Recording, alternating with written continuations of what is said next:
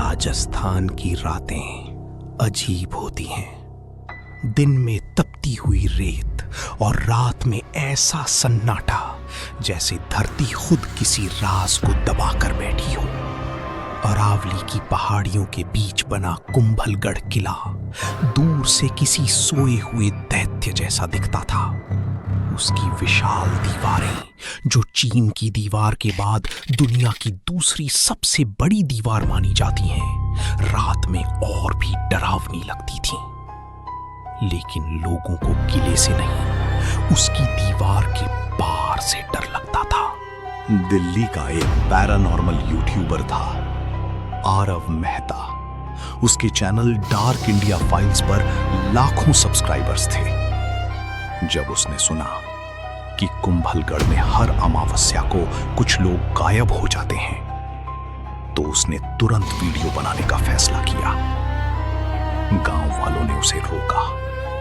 बाबू साहब, रात में किले की 7वीं पोल के आगे मत जाना।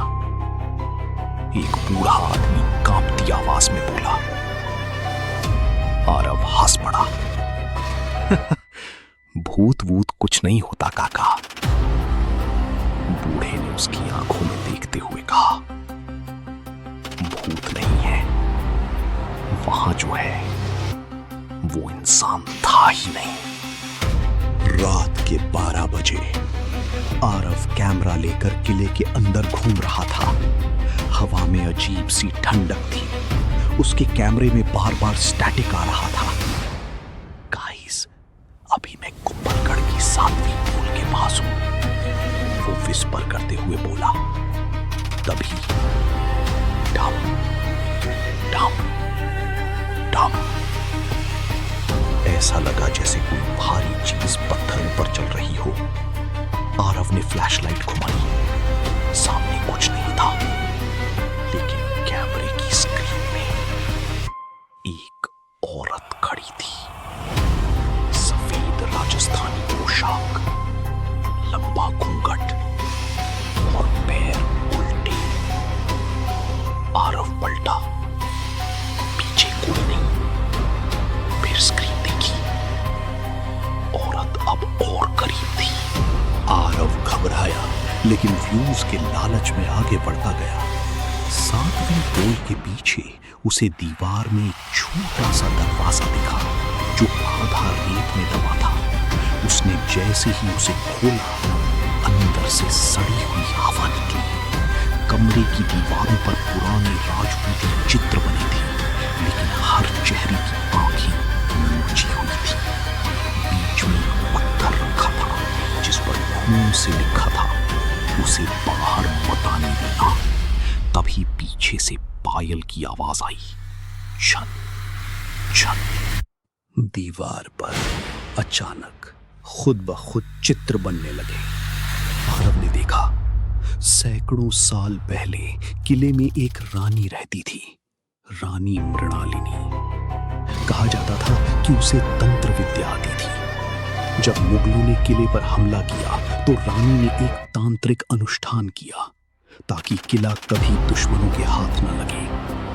लेकिन अनुष्ठान गलत हो गया। उसने किसी आत्मा को नहीं, कुछ और बुला लिया। उस रात पूरे महल में चीखें गूंजी। लोगों ने देखा, रानी दीवारों के अंदर चल रही थी, जैसे पत्थर उसे निगल चुके हों। और तब से हर अमावस्या को वो किसी एक इंसान को दीवार के अंदर खींच लेती थी। आरव भागने लगा, लेकिन किले के रास्ते बदल चुके थे। हर दरवाजा उसे वापस उसी कमरे में ले आता।